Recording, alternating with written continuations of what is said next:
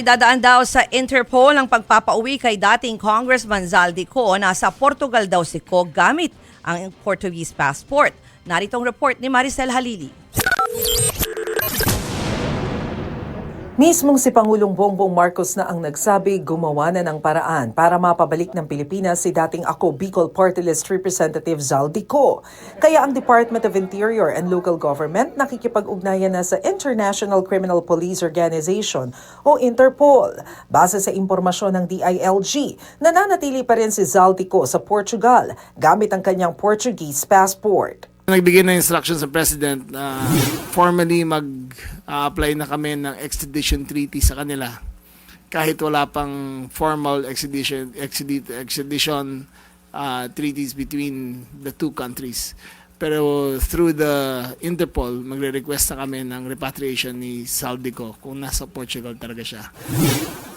Mas madali sanang mapapabalik sa Pilipinas ang isang pugante gaya ni Co kung may extradition treaty na ang Pilipinas at Portugal. Sa pamamagitan nito, pwedeng isyuhan ng extradition warrant ang isang pugante at mismo ang gobyerno na ang magbabalik nito sa bansang tinaguan niya. Sinusubukan naming kunin ang panig ng kampo ni Co pero wala pa silang tugon. Si Co ay itinuturing na isa sa mga malalaking taong nasa likod umano ng budget insertions at anomalya sa flood control projects, bagay na iniimbestigahan na ng Independent Commission for Infrastructure o ICI.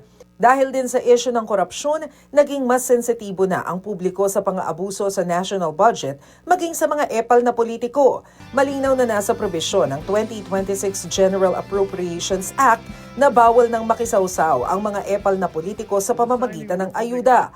Ang tanong, paano pipigilan ng mga ito?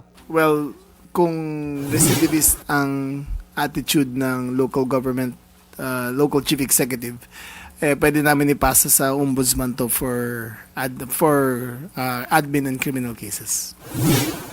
Pero mas maigi raw kung makakapagpasa ng batas para sa mas mabigat na parusa laban sa mga epal na politiko. Panawagan din ng DILG sa taong bayan kuna ng litrato ang mahuhuli nilang epal at isumbong sa ahensya.